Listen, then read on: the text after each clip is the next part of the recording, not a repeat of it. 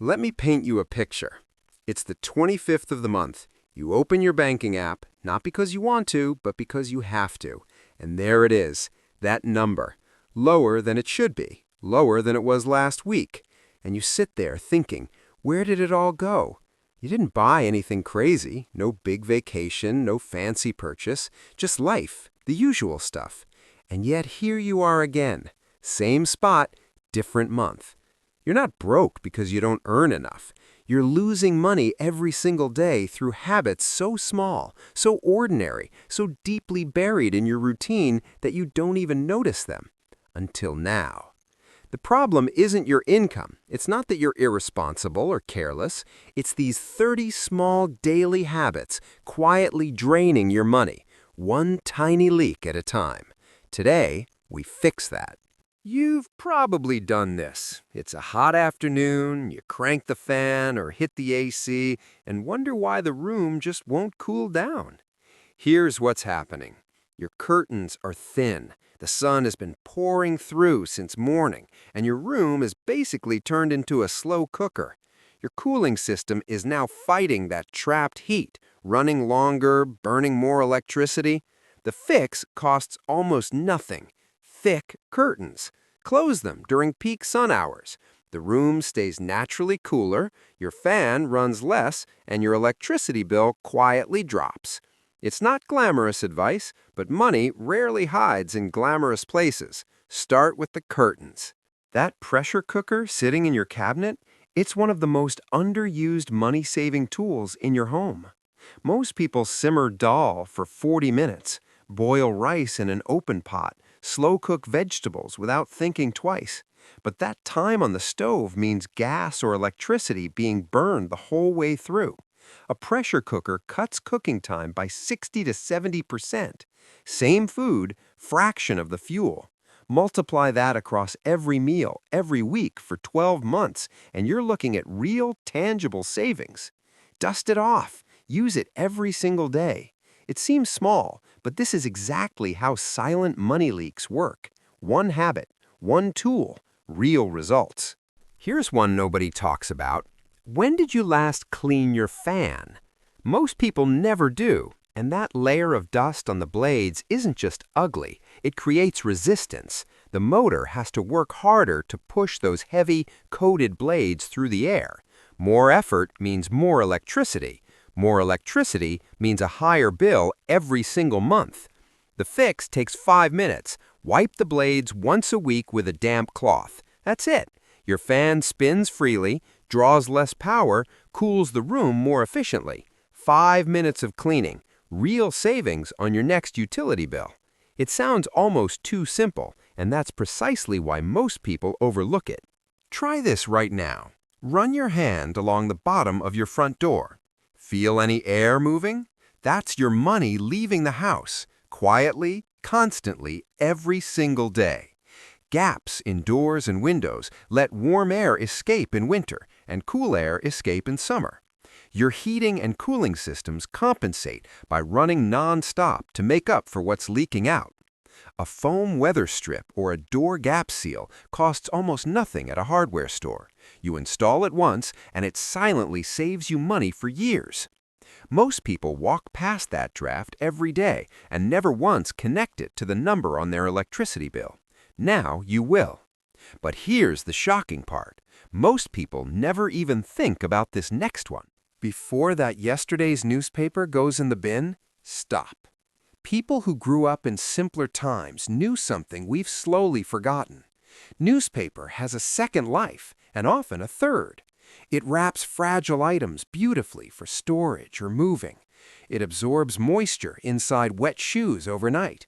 It cleans glass without leaving a single streak, better than most paper towels you're paying for.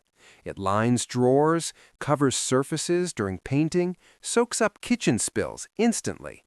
Every sheet you reuse is one less roll of kitchen tissue, one less cleaning cloth you're buying this month. Individually, it sounds trivial. Track it across a full year, and it genuinely adds up to real money saved from something you were throwing away for free. Most people cook with the good parts of vegetables and throw the rest away without a second thought. Broccoli florets go in the pot, the stems go in the bin. Cauliflower gets used, the leaves get tossed. Carrot tops, radish greens, vegetable peels, all of it treated like trash. But here's the thing, you paid for the whole vegetable. You might as well eat the whole vegetable. Peels can be roasted into crispy snacks or simmered into a rich stock. Stems cook just like the florets with a little extra time. Greens are edible, nutritious, and completely free. When you stop throwing away half of what you buy, your grocery budget stretches measurably further every single week. You buy a loaf, use a few slices, and 3 days later half of it is spotted with mold and heading straight for the bin. This happens in millions of homes every week, and it's one of the most consistent, predictable money leaks in everyday life. The fix is almost embarrassingly simple. Freeze it. Slice the loaf first if you like, put it in the freezer, and pull out only what you need. Toast it straight from frozen. It tastes exactly the same. A perishable item that used to last 3 days now lasts 3 weeks. If you calculated how much bread your household throws, that little packet of pre-ground spice powder looks convenient, and it is, but you're paying a premium for that convenience every single time. Worse, ground spices start losing their flavor the moment they're processed and sealed. By the time that packet reaches your kitchen, the potency is already fading. Whole spices last months longer, cost significantly less, and grind in seconds with a simple hand grinder or mortar and pestle. The flavor is incomparably better. The price difference, paid out over months of regular cooking, adds up to money you were essentially handing away for no real reason. Buy whole spices, grind as you go. Your food tastes better, and your wallet notices the difference. Most people cook one meal at a time. Fire up the stove, use the gas, cook, eat, turn it off. Then repeat the whole process tomorrow. But if you cook large portions of basics, rice, lentils, sauces, roasted vegetables once or twice a week, you dramatically reduce how often fuel is being burned. You also eliminate the danger moment, that evening when there's nothing ready and you order food instead because you're too tired to start from scratch. That delivery order alone could cost more than several home-cooked meals combined. Batch cooking solves both problems at once. Less fuel, less food waste, no emergency ordering. Small habit, compounding savings. This one sounds like it belongs in a psychology study, and honestly it does. Research has shown repeatedly that people eat roughly whatever fills their plate. Bigger plate, bigger portion, more food consumed. Often more than the body actually needed. Over weeks and months, that translates to more groceries bought, more cooked, more occasionally wasted. Switching to a slightly smaller plate costs you absolutely nothing and subtly reduces how much food you go through without making you feel deprived. You eat what you need, you buy what you eat. Your grocery bill stretches a little further every week. A smaller plate won't fix your finances on its own, but combined with everything else, it quietly adds up. You have a free, powerful, full-spectrum light source running for most of the day, and most people pull their curtains and switch on electricity instead. Daylight is free. It's bright, it's good for your mood, it costs absolutely nothing, and yet, the habit of hitting the light switch the moment you walk into a room is so deeply automatic that nobody questions it. Rearrange your workspace to face a window. Open the blinds fully during daytime hours. Let the light do its job. Save your artificial lighting for evenings and overcast days when daylight genuinely can't do it. The savings per day seem negligible. Across an entire month, they're real money, and you weren't using the light anyway. Ironing is one of those tasks most people do on demand, one shirt, whenever it's needed. You heat the iron up, press the item, switch it off, and do the whole thing again 2 days later. But an iron takes energy to heat from cold to working temperature every single time. The longer it stays at temperature, the more efficiently each item you press gets done. Iron in batches. Collect 3, 4, 5 items together and do them in one session. The iron heats up once, runs through everything while it's already hot, then shuts off. Less energy used, same results. One scheduling change you make once and then never think about again, and your electricity bill quietly reflects it. Most people think they manage their phone data sensibly. Most people are wrong. There are apps running in the background constantly, syncing, updating, refreshing, chewing through your mobile data plan while you're doing absolutely nothing. You don't see it happening. You just notice the data runs out on the 20th and you're left throttled for the rest of the month, paying for more. Go into your phone settings, restrict background data for apps that don't need it. Download podcasts, maps, and videos when you're on Wi-Fi. Turn off autoplay when you're on mobile data. Small settings, 5 minutes of setup, and a data plan that actually lasts the full month every month. Most people leave appliances running longer than necessary simply because they forget to turn them off. A water heater warming water nobody is using. A lamp left on in an empty room. A phone charger running all night when the device was fully charged by midnight. A basic timer switch controls exactly when an appliance turns on and off, so you don't have to remember. You set it once, it runs on schedule. Your appliances stop drawing power the moment the job is done. The switches are cheap, widely available, and install in seconds. Once they're set, you forget about them, and they quietly reduce your electricity consumption every single day without you doing a thing. Here's where it gets interesting and a little uncomfortable. Here's something most people don't know about their extension boards and power strips. Even when devices aren't switched on, they're still drawing power as long as they're plugged in and the board is live. Your television on standby, your microwave with its little clock glowing, your phone charger plugged in with nothing attached. Each one pulls a small trickle of electricity that barely registers individually, but across every socket in your home, running every hour of every day, it accumulates into real money on your monthly bill. The fix is one extra step. Switch off extension boards at the wall when devices aren't in active use. It becomes automatic within a week. The savings are consistent and ongoing. You've probably done this. You had a list, a completely sensible, well-thought-out list. You went to the grocery store and came home with the list plus 17 things that weren't on it. A pack of biscuits, a sauce that looked interesting, snacks, anything that caught your eye because your stomach was making all the decisions while your brain watched helplessly from the back seat. Shopping hungry is essentially a tax you pay on your own biology. Eat something, anything, before you go.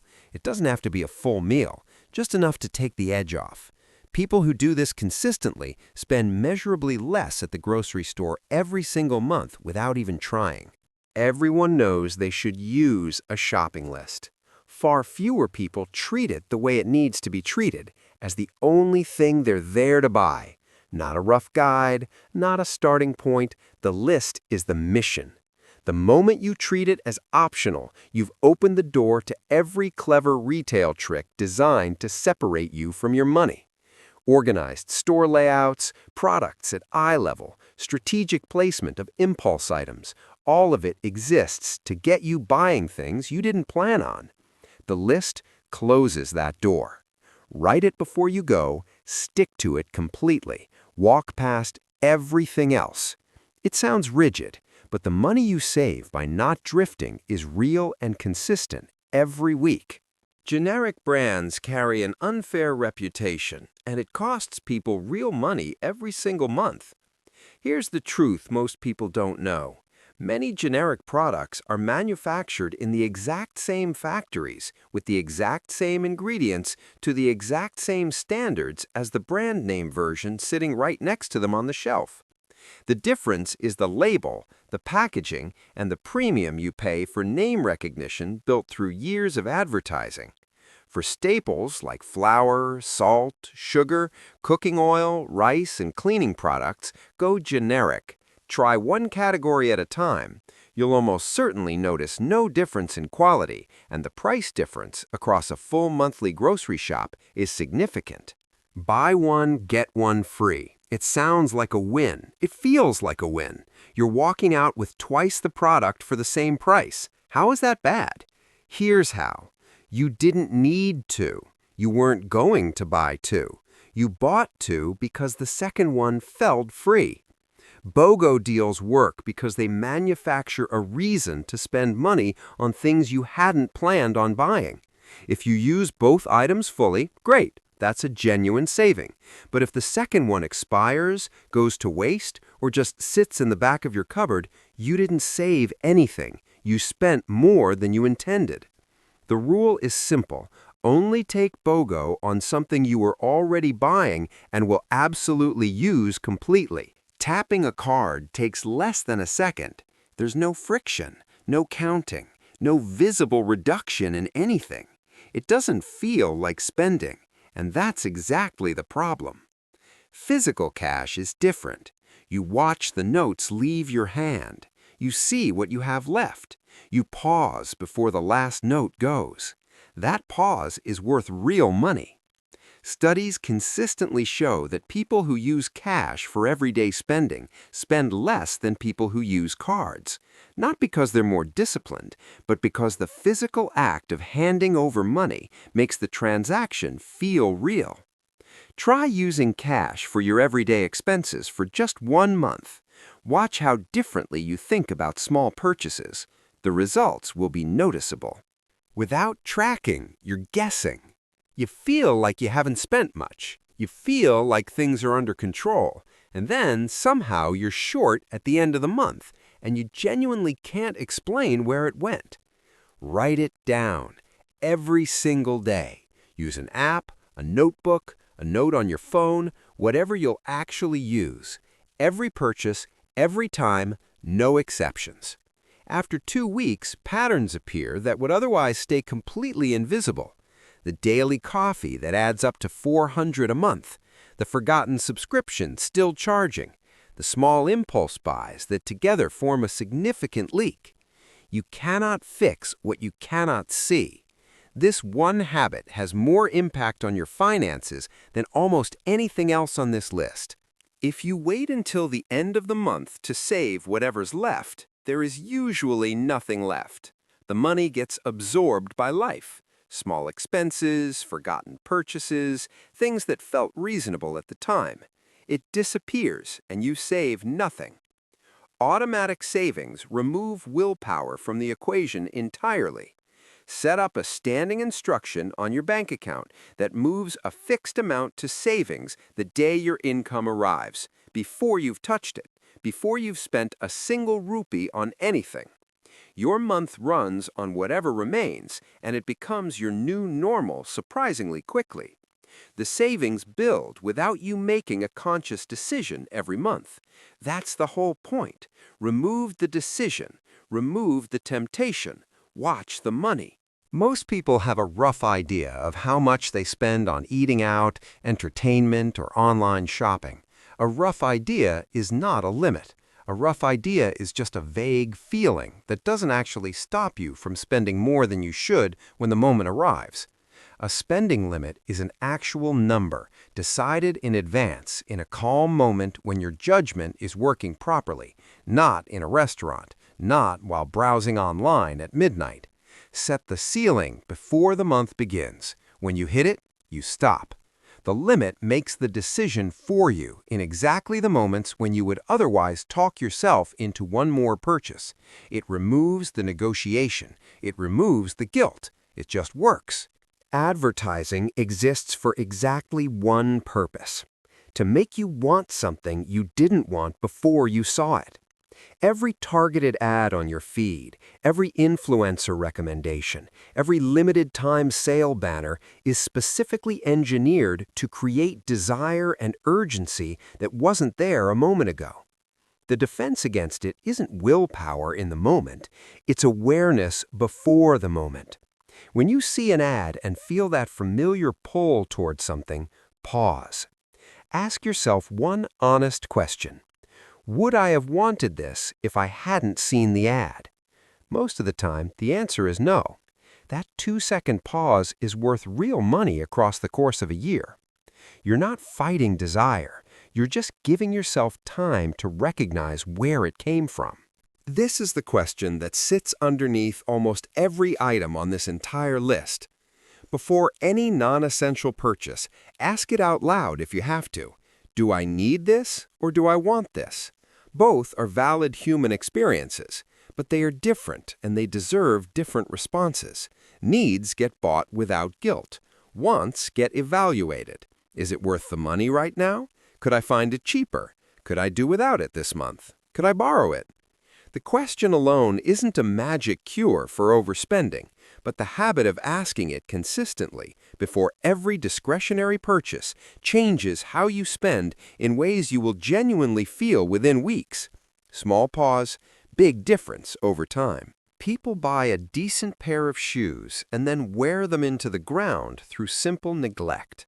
A bit of polish every couple of weeks, a waterproofing spray before the rains, a quick wipe after a muddy day.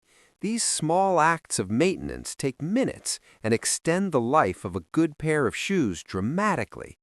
A pair that lasts 5 years with basic care costs a fraction of replacing cheap pairs every 12 months. Most people don't think about this until the sole starts peeling or the leather cracks, and by then it's too late. Maintenance isn't just about keeping things looking good, it's about the math of not replacing things before you need to. Your phone is probably the most expensive object you carry every single day. A shattered screen from one bad drop, a cracked back from landing the wrong way, water damage from a moment of carelessness near a sink. These repairs, when they happen, cost enormous amounts, sometimes more than you originally paid for the phone. A good protective case and a quality screen protector cost almost nothing by comparison. A few hundred rupees at most, once, and they protect a device worth tens of thousands. Most people don't buy them until after the first drop. Buy them before. The cost difference between prevention and repair is one of the most straightforward financial decisions you can make. The library is one of the most genuinely overlooked free resources available in most cities and towns, and most people haven't visited one in years. Books, yes, but also magazines, newspapers, audiobooks, sometimes educational DVDs, sometimes access to online courses and digital databases. All of it free, already paid for by taxes you've already paid. People spend money on books they read once and then shelve forever. People pay monthly subscriptions to content platforms they open occasionally. The library is already there, already stocked, already free to use. Start using it for even one book a month and you've saved the cost of that book. Do it consistently and it becomes a meaningful part of your budget strategy. Carpooling feels like a small convenience arrangement, and most people never do the actual math on it. Fuel costs, parking fees, wear and tear on your vehicle accumulating over every kilometer. Commuting is one of the most consistent, relentless expenses in everyday life, and it rarely gets treated as seriously as it deserves. If you share a journey with even one other person 2 or 3 days a week, the savings in a single month are meaningful. Over a full year, you're looking at money that could have been doing something genuinely useful.